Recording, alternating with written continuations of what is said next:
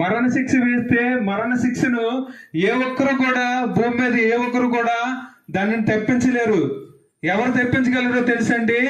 President, రాష్ట్రపతి తెప్పించగలరు. నీకు ఒకవేళ మరణ శిక్ష వేశారనుకోండి భూమి మీద, ఆ మరణ శిక్ష రద్దు చేయగలిగే ఆ అవకాశము, ఆ అధికారం ఎవరికి ఉందో తెలుసండి?